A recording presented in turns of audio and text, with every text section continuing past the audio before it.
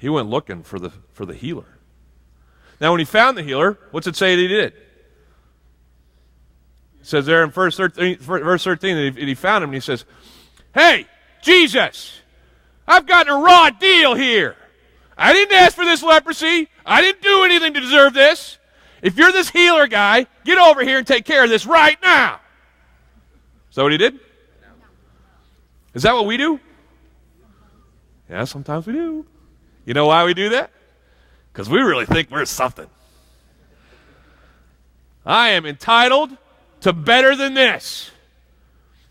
That's why we borrowed money we can't pay back.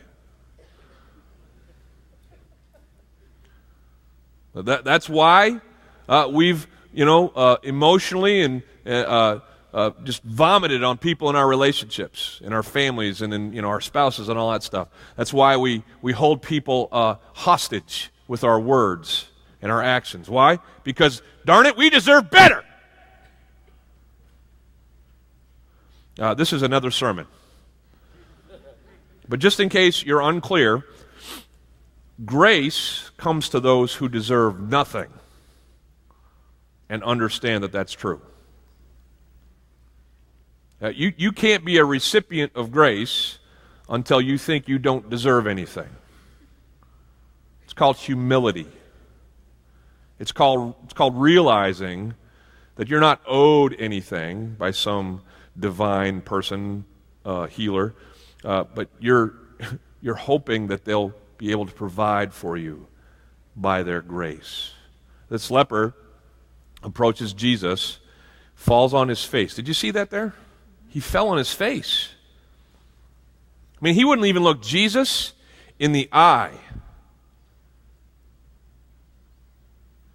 And then he utters this phrase. He finds Jesus, he falls on his face, and then he utters this phrase. He says, "Hey, Jesus, if you're willing, I know that you can make me clean."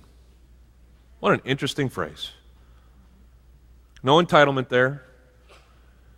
He begs him, it says there. You see that? He begged him. He said, "Please, please, please, please, please, if you're willing, you can make me clean." Now, that statement right there is a faith statement. He doesn't come to him and say, "Hey, I hope you can do this because this leprosy is a real drag. Hey, I've heard some things about you, Jesus of Nazareth. I don't know if they're true, but I'm here to try them out." No, he just comes to Jesus and he says, "Hey, with the little information I have, my situation is so desperate, I full on, full out believe that if you are willing, you can take care of this mess." As a Christ follower, as a person of faith, I'll confess to you that one of my greatest struggles is faith. Falling on my face before Jesus on a daily basis and saying, "Jesus, I believe that you can fix the messes of my life. If you're willing, you can make me clean." Sometimes I wrestle with that. This leper didn't. He found his healer, he fell on his face, and he says, "Hey, I believe full on that you can accomplish what I need done." He asked him for what he needed. He said, "Hey, I'm a leper. I need to be clean." And then Jesus does what he does. His problem, leprosy. His solution, find his healer, get on his face, and ask for what he needs with faith. His results, well, they're right there in the text as well. It says in verse 13 that Jesus reached out his hand and he touched the man and he said, "I'm willing, be clean." Now, don't miss this. Jesus, because picture the scene. This guy comes stumbling up to Jesus and his disciples. He's probably yelling the unclean stuff because that was required. And everybody's giving him his space. I mean, just picture a busy boulevard, everybody clamoring around Jesus, hoping to get healed themselves, when all of a sudden leper guy comes up. And leper guy just empties the street. Everybody gets away from him so no one will get the same disease. He walks. The only guy who doesn't leave is Jesus. And leper guy comes right up to Jesus, falls on his face, makes his request. And Jesus does what nobody did back then. Jesus takes his clean, undiseased hand and he reaches out and he touches the shoulder of this man. And I picture him leaning down because the guy's still got his face on the ground. I picture him leaning down and saying, "Hey, buddy, I'm willing. you're clean. And what does it say there? After the pills had time to take their effect, after 30 days of therapies, now what does it say? Instantly, immediately, upon the touch and the word of the healer, the leper was whole. Isn't that amazing? That in a moment, in an instance, everything that was wrong was now right. Everything that had been unclean was now clean. Everything that was empty and broken was now restored through the touch of a healer's hand. Now you read these things, and like I said, a lot of times you can just pass over them, but you're already probably picking up on some of the themes here. Jesus never wasted a miracle. By that I mean this. He wasn't just healing people for the healing's sake. He was always teaching, always informing others by his healings as to who he was. And in this one, I just want to spend the rest of our time understanding for us what the impact of the leper's healing is. Let's do this. You ready? We may not all have leprosy, but we got another disease. 3 letters. Starts with S. Sounds like chin. And it's not shin. That's 4. That's sin.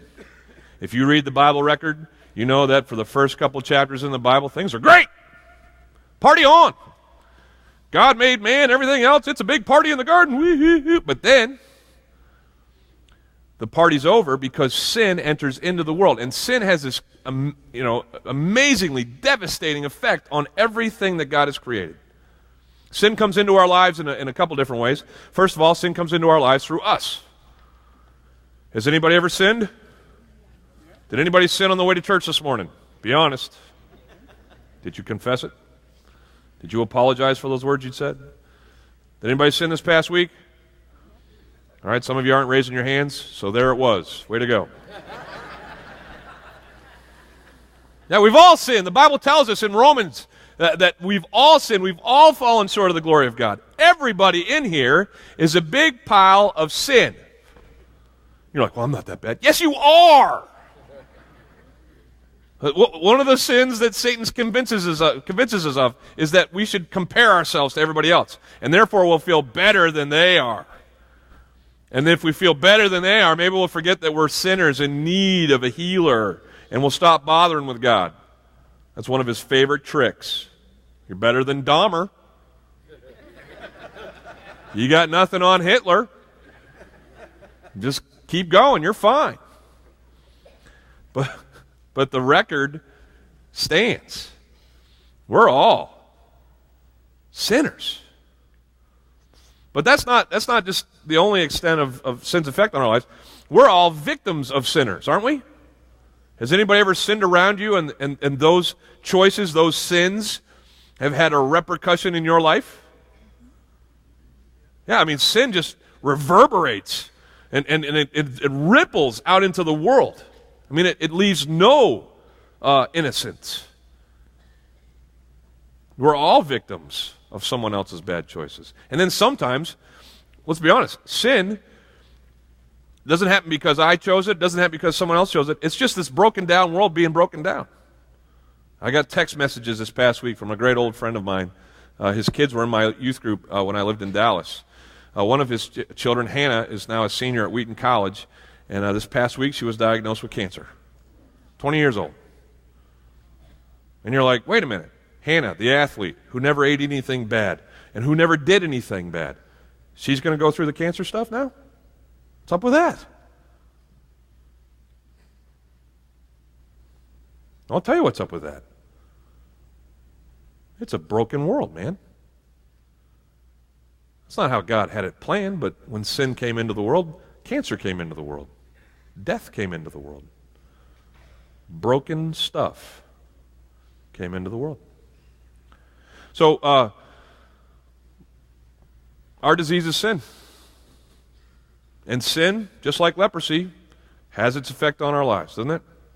Usually sin in my life starts with something real small, kind of the tips of my finger type sin. Nothing real big. But then as I let it have its foothold in my life, it starts eating away at my very being. And then it goes inside, and it just makes a mess in there.